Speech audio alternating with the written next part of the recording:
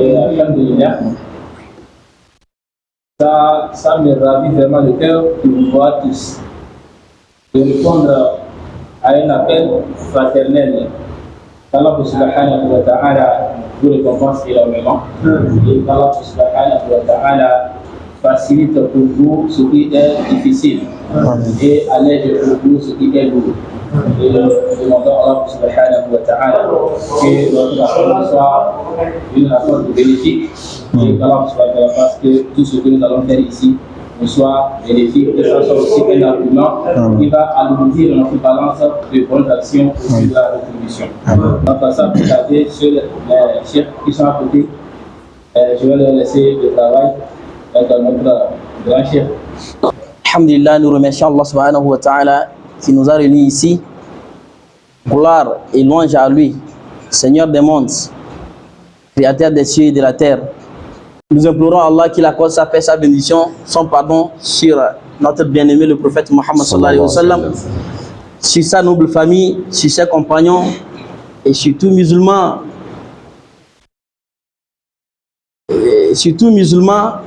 Après le prophète Mohammed sallallahu alayhi wa sallam, c'est-à-dire les tabi'in jusqu'à nous aujourd'hui, jusqu'au jour de la résurrection, ceux qui viendront aider pratiquer cette bonne religion qui est l'islam jusqu'au jour de la résurrection.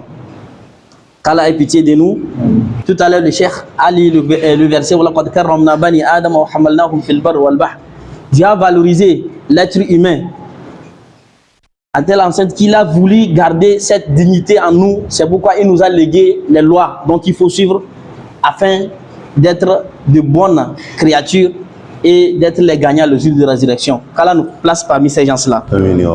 Alors, Inch'Allah, les conseils qu'on va se donner, comme tout le monde, ce qui est de l'actualité. Nous allons parler de ces 10 dernières nuits, ou bien ces 10 derniers jours, dans lesquels nous sommes déjà rentrés, ou bien les nuits dont nous avons déjà entamé.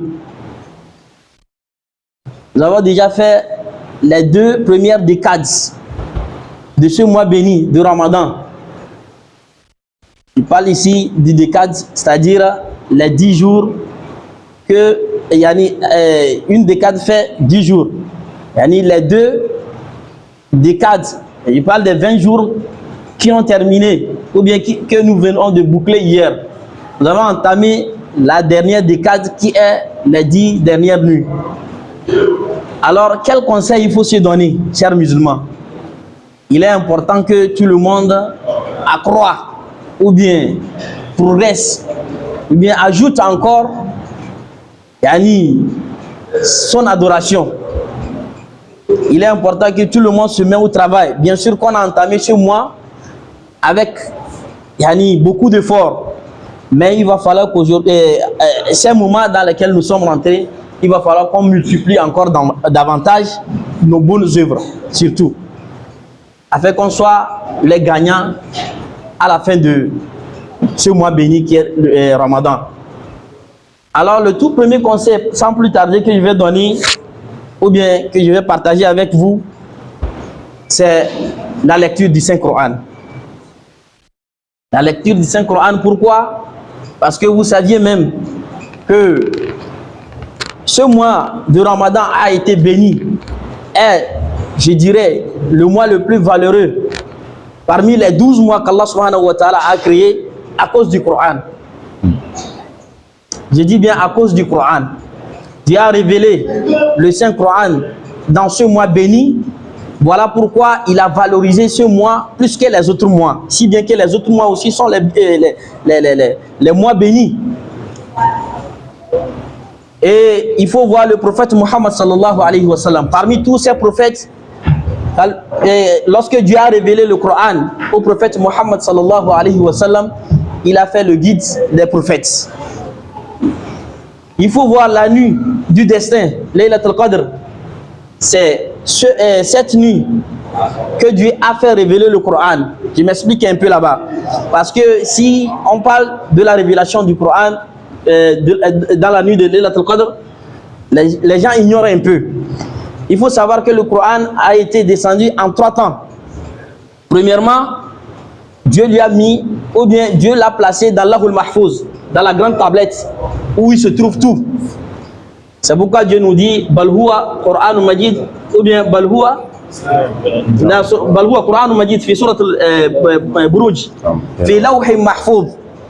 Dieu l'a révélé en premier temps dans l'Ahul Mahfouz, la grande tablette qui se trouve chez Allah subhanahu wa ta'ala. Et après ceci, de l'Ahul Mahfouz, il a révélé au dernier ciel, dans l'endroit où on appelle Bayt al-Izza. C'est là où il dit Inna anzalnahu fi laylatul qadr. C'est de ça qu'on parle. Maintenant, du dernier ciel là, yani as-sama' ad-dunya, du Bayt al-Izza au prophète Muhammad sallallahu alayhi wa sallam, le Coran a été descendu yani fardan, yani un peu. C'est-à-dire, je vais vous dire ici, en premier temps, Dieu l'a révélé en même temps, en bloc, dans l'Ahul Mahfouz. Et de l'Ahul Mahfouz à Bayt al-Izza, c'est également en bloc. Maintenant, Dieu a gardé ça là-bas et il révèle ça de bout en bout, un peu, pour qu'on ait ce Coran-là kamil aujourd'hui qu'on a aujourd'hui.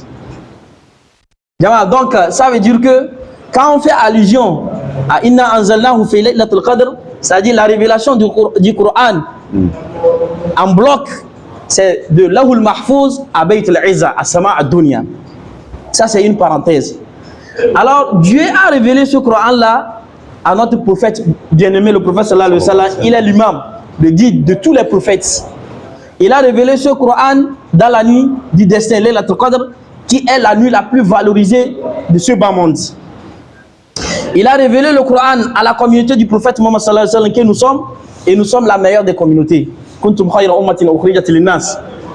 Jama, ça c'est déjà un grand bienfait qu'Allah subhanahu wa ta'ala nous a accordé à travers le Coran. Alors si Dieu nous a valorisé à travers le Coran, le peu qu'on peut faire pour qu'on soit reconnaissant envers Allah subhanahu wa ta'ala, c'est la lecture du Coran.